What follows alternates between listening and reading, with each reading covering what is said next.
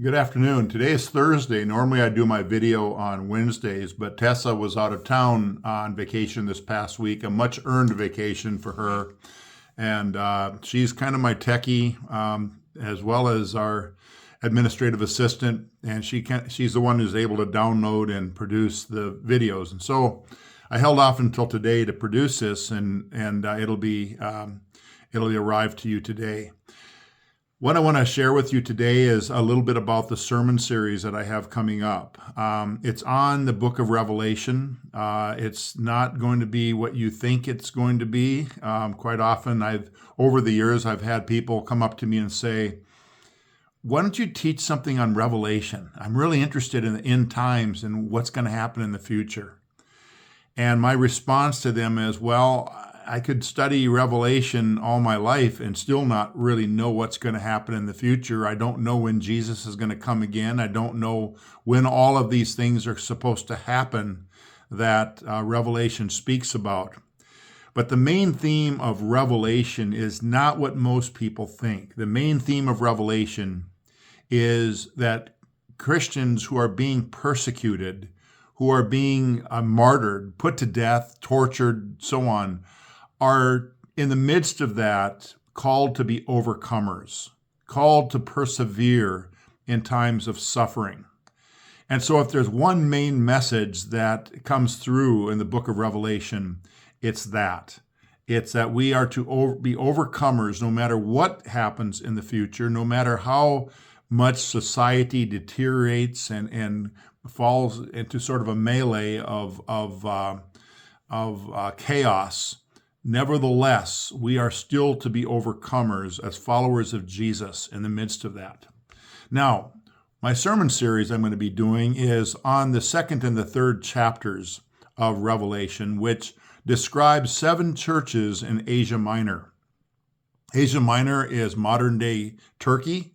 Most of the churches mentioned there are in Turkey. Or were in Turkey. They're all gone now. Those churches no longer exist. We only find ruins.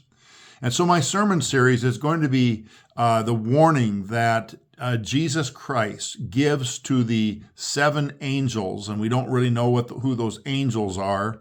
There's no indication if those are human beings that it's being spoken to or whether they're heavenly beings, but they're referred to as angels in that passage. When John, in his Revelation, quotes Jesus or proclaims the message of Jesus to those 7 churches of Asia Minor. Some of them are warnings. Some of them are words of admiration of their faithfulness in the midst of persecution. But nevertheless, each of them gives us a slightly different message. Each of the messages to those 7 churches gives us a slightly different message, but probably all those messages can be applied to today's church. The church of the 21st century has many of those same characteristics of self-serving, of not being faithful to the gospel, not being faithful to their mission, falling asleep at the wheel, apathy, all of those things that are described to those 7 churches of Revelation. So I invite you to join me on Sunday mornings. If you're not able to be here on Sunday mornings, you can also find those same sermons, the same worship services on YouTube, and you can join us after the fact by going on YouTube. So I invite you to be part of the series on the 7 churches of Asia Minor. This coming Sunday, I'll be talking about Ephesus, which is a place that Grace and I visited just a few weeks ago, a couple months ago. We were in Ephesus, the ancient city, the ruins of that ancient city. And we're going to be talking about the message of Christ to the angel at the church of Ephesus.